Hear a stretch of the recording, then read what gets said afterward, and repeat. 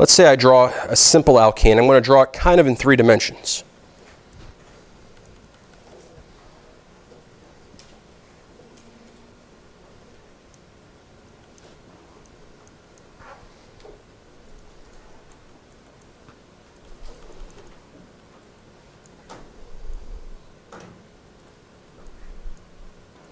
By the way, what compound is that? It's ethane, right? Okay, one thing we need to realize is that that carbon-carbon bond that we're looking at there is simply due to the overlap of 2 sp3 hybridized orbitals, right? Is there any reason to suspect that those 2 atoms could not rotate relative to one another? No. We could show a rotation. Okay, we can imagine that there's going to be a rotation about this bond. Now, that's not to say that, in the real world that molecule is constantly spinning clockwise or counterclockwise or anything like that. All that's saying is that it can move, and the higher the energy, in other words, the higher the temperature, the faster it's going to move. In principle, you could take this molecule and cool it down to, 0 Kelvin, absolute 0. Okay, what's going to happen to the rotation then at absolute 0, do you think? It should cease. It should be frozen in space, but we can't reach that yet. But it is important for us to recognize that in the process of ethane undergoing these rotations, that it is actually taking on different energy levels. It's overcoming barriers to rotation.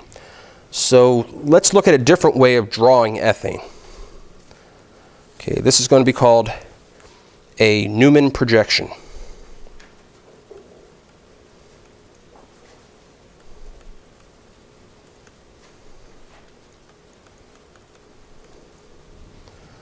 Okay, and in a Newman projection, instead of looking at the molecule side on, here I draw my creepy eye here. We're looking at the molecule end on. Okay?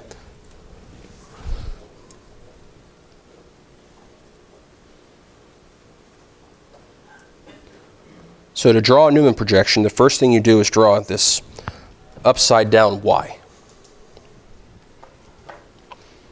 Okay, it is assumed that the vertex of that upside down Y is the carbon that you're looking directly at. So let me key this a little bit.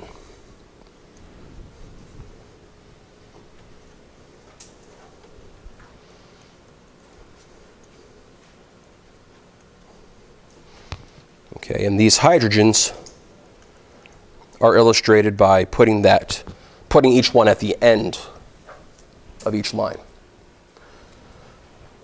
Now in a Newman projection, we represent the back carbon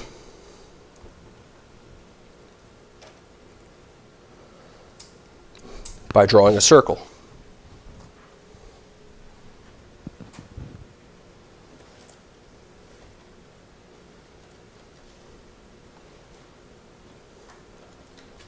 Okay, and those hydrogens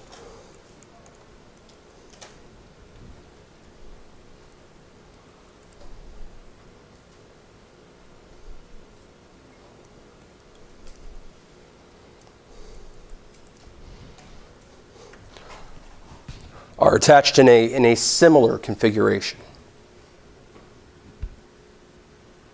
Okay, let me redraw this without all the color coding so you can see that, or the way it's normally going to be presented.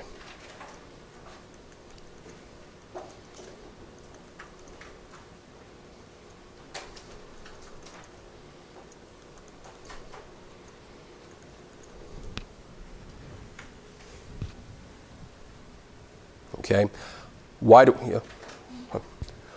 we care about these drawings? Why do we even bother doing this? I mean, wasn't the structure on the left good enough? Well, it wasn't, because one thing that we don't really appreciate is the bond distance between the carbon and carbon. Okay, what is the bond length of a carbon-carbon bond, roughly? What did I say? Approximately 1 angstrom, on an order of 1 angstrom. Okay, those two carbon atoms are so close together that the electrons, see if I can get it, that are sitting in this cloud between carbon and hydrogen are actually close enough to feel one another, to sense the other's presence. And what happens when an electron senses the presence of another electron? It wants to move, right? It wants to get as far away from it as possible. Okay, so when we're looking at Newman projections, the Newman projection allows us to look at the relative positions of those two carbon atoms and their substituents, and to see how they're arranged. So let's look at it like this. I'm going to draw two Newman projections.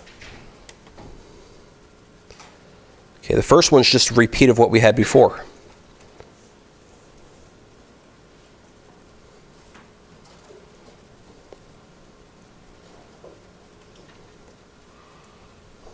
That is the worst circle I've ever drawn in my life. Hold on a second here. A 6-year-old would kill me if she saw that.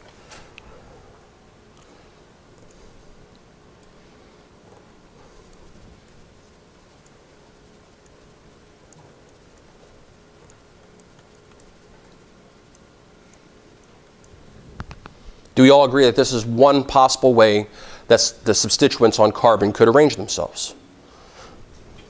Okay.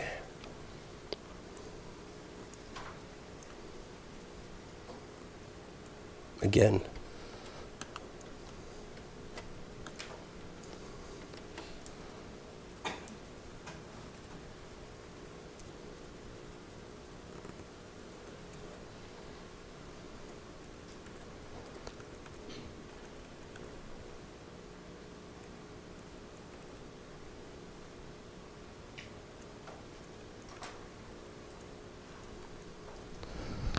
Do we all agree that this is another way that they could orient themselves?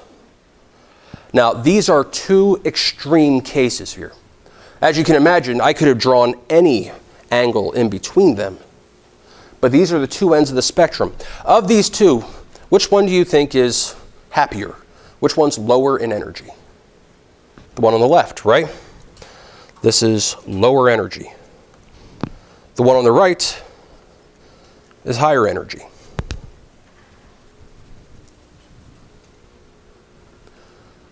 So here's a thought for you. When I told you that there were three things that governed all of organic chemistry, what were they? Opposites attract.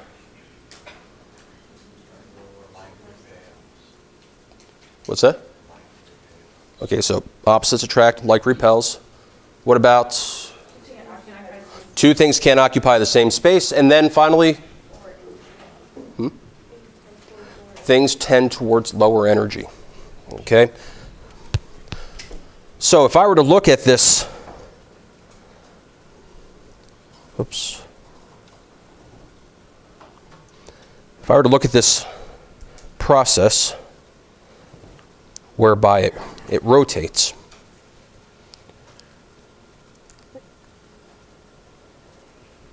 in terms of energy,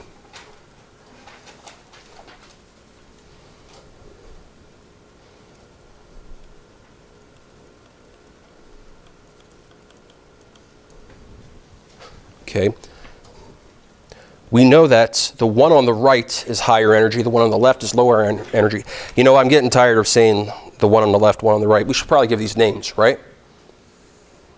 A and B. A and B? We're chemists. We're much more eloquent than that. That sounds like a physicist. The one on the right-hand side, where the hydrogens are right in front of one another. I want you to imagine it's a beautiful night, full moon, and all of a sudden the earth slips between the moon and the sun. What do you have? Eclipse. Okay? The form where the hydrogens are lined up with one another like that is called the Eclipsed Conformation.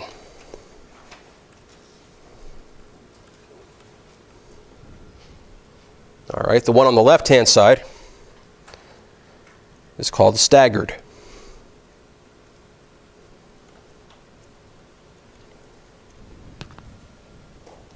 Okay, so if I were to look at this process of going from the high energy eclipse state to the low energy staggered state, I would expect there to be a continuum.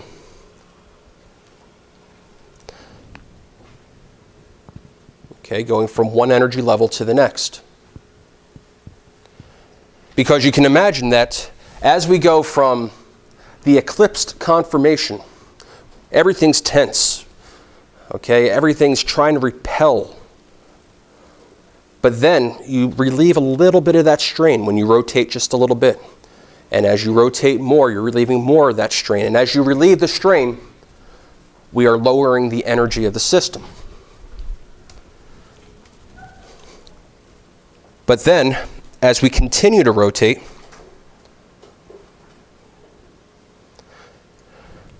the hydrogens start getting closer to one another again, until they eclipse one another again, and we top off, and we wind up with this kind of a continuing cycle here.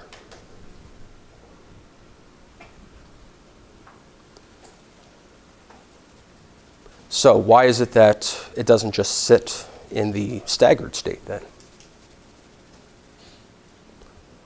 Well, it turns out that while the staggered state is much lower in energy than the eclipse state, the eclipse state is not in such high energy that it can't be achieved with just room temperature energy. Okay, just the energy that is soaked up by the system by sitting at room temperature is enough for this thing to go spinning wild in every which way. Now, this is a relatively simple system. But what happens when we look at a compound like this?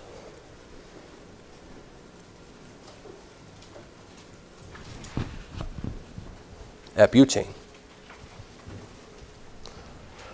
What I want is for everybody here to draw their own structure, their own Newman projection for butane.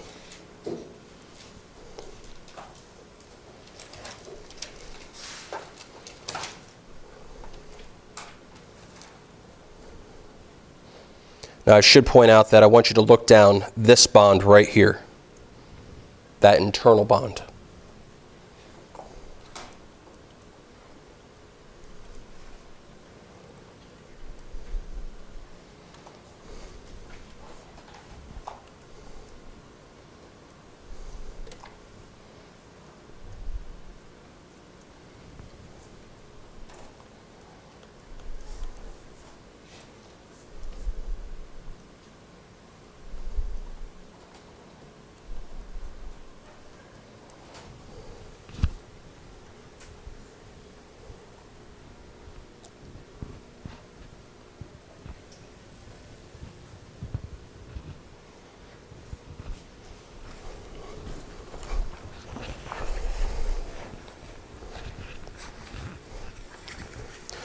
So how many of you folks got the exact same structure that I got?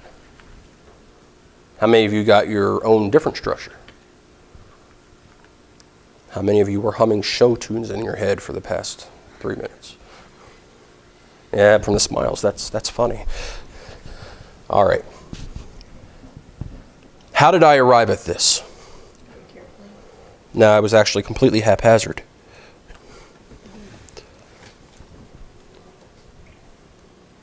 Okay, I'm going to highlight the 2 carbons that I'm looking at here.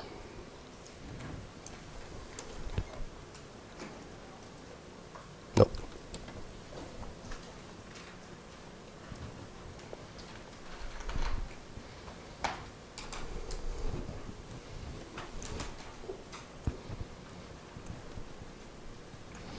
Okay, and just to kind of clarify here, what I'm doing right now is I'm looking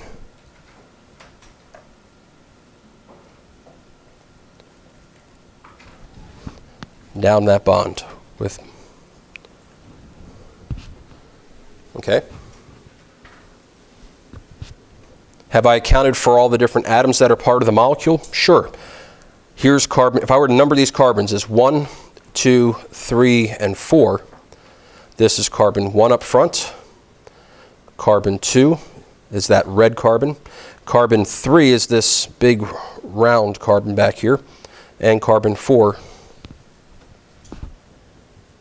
is that CH3.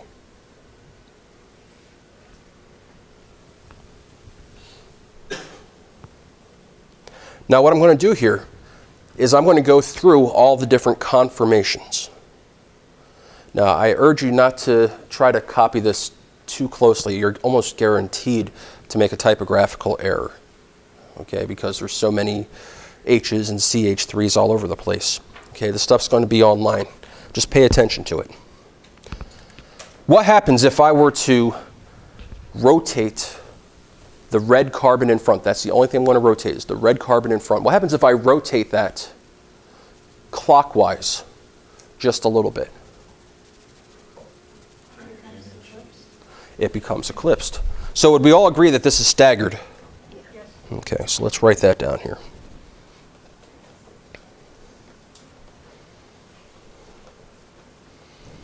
Okay, so let me draw the next one.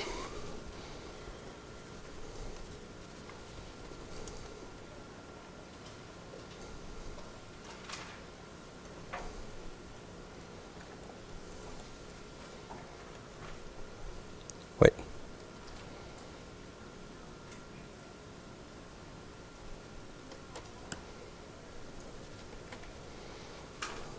Actually, you know what?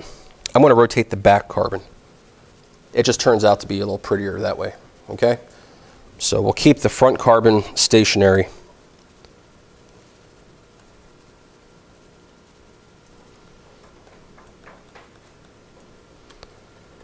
And the back carbon's what we're going to move around.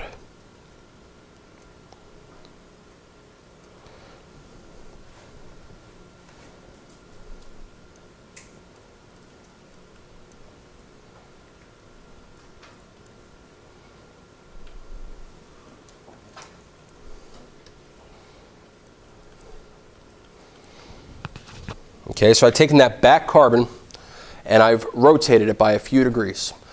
Okay, right now let's see,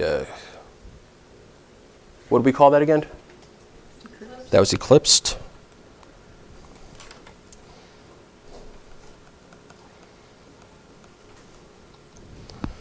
Okay, what happens if I rotate it a little bit more? It's going to go back to being staggered.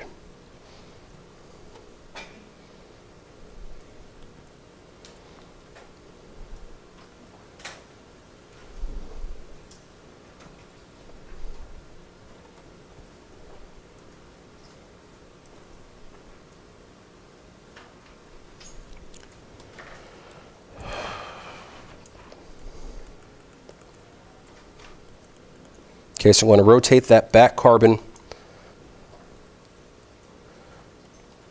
so that I arrive at a new staggered conformation.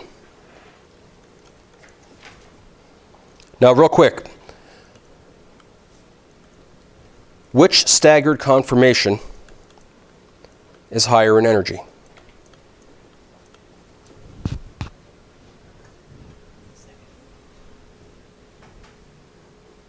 The staggered on the left or the staggered on the right? Would be the same. Do you all see that? They're mirror images of one another. Okay, they're going to be the same. Why? Oops. The reason for that being that it's the interactions that matter. In other words, the two biggest groups here are the CH3s, right?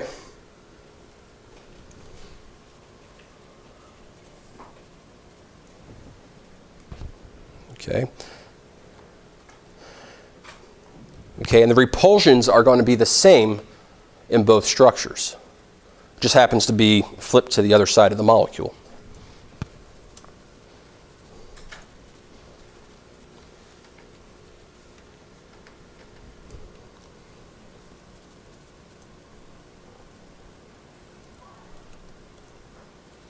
Okay, what happens if I rotate this one more time? Just a bit. Becomes eclipsed again. Okay.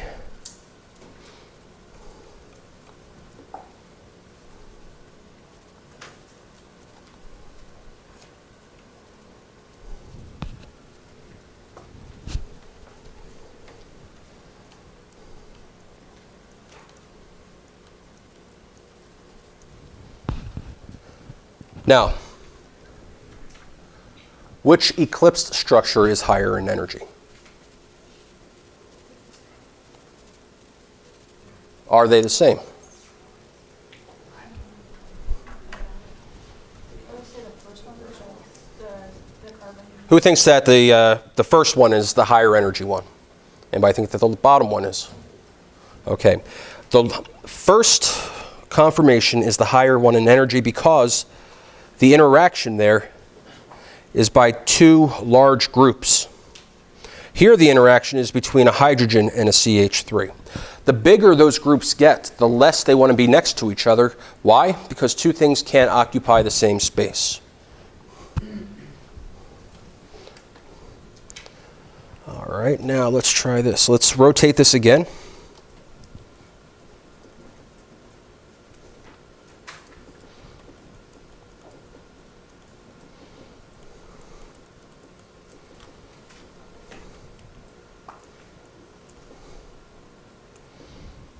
Okay, and when I rotate this one more time, what do I wind up with? Okay, it's going to be staggered again.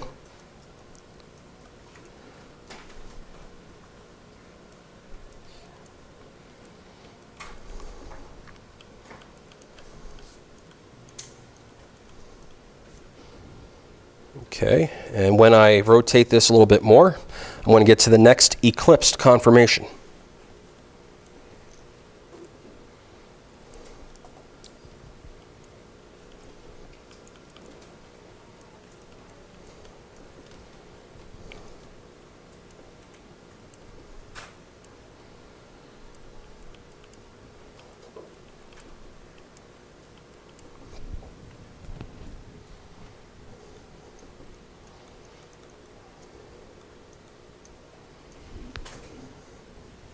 Yes.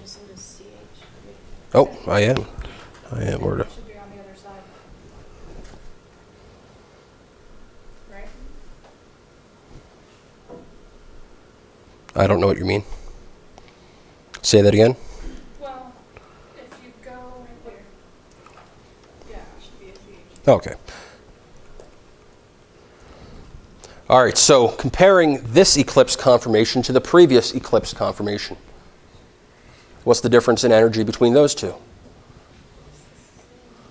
Same thing, okay? Now I can go ahead and rotate this one more time, but I'm not going to. Okay, anybody tell me why I don't want to do this one more time since this is laborious? Right, let's try it like this. This will take us all the way back to here.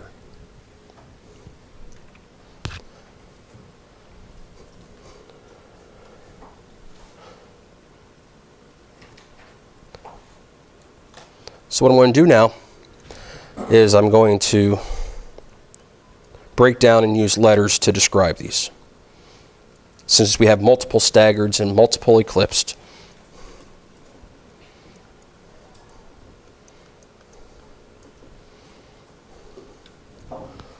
what are some generalizations that we can make here? Which ones are equal in energy? All the staggered should be equal in energy. No, because E is not the same. Because it's in between the two sets. So D and F should be the same energy. Okay, D and F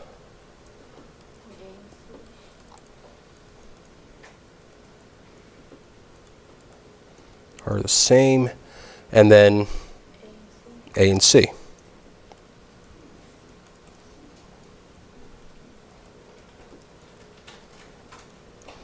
Okay, so we've left out B and E. What's so special about B and E?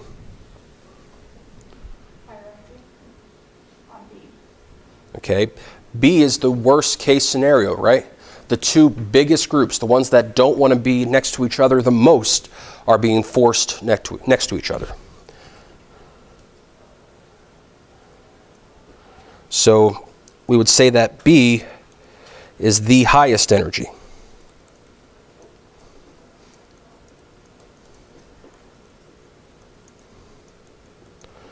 Okay, and what about E?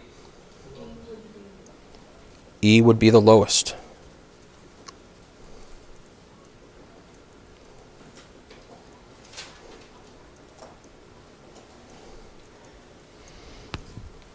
Okay, why do I bother doing this? Because, folks, I may ask you on an exam to draw the energy profile for the rotations about a certain bond. Okay, now, in this case right here, what that energy profile would look like is something like this.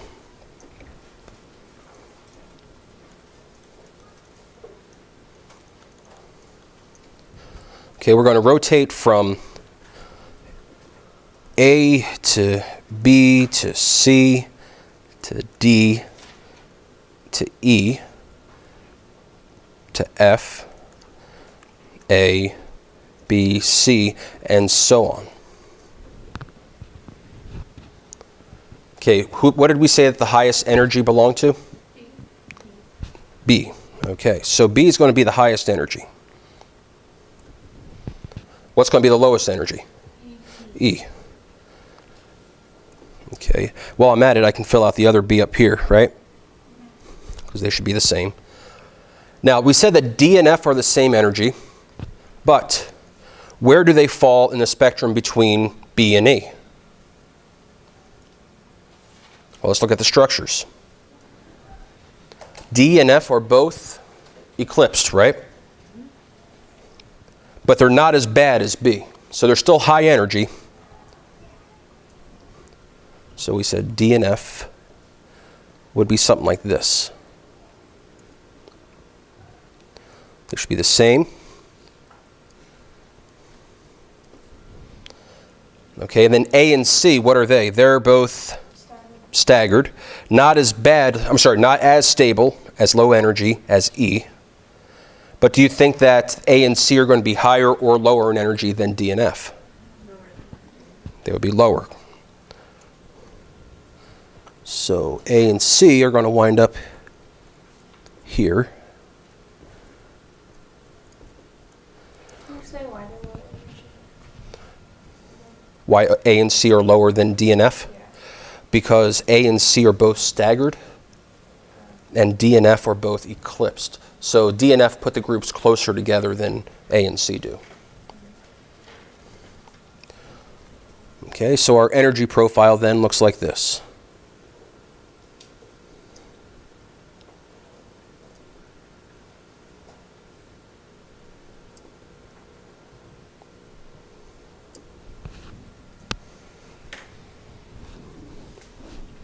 Evil, right? What kind of a jerk would put that on a test? I've done it several times, so. But it's really not that bad. You just got to kind of pay attention to what's going on. All right, and what this brings us to is cyclic alkanes. And before we start talking about them, I'd like to give you folks about a 10-minute break. Let's reconvene at about 10 after 7.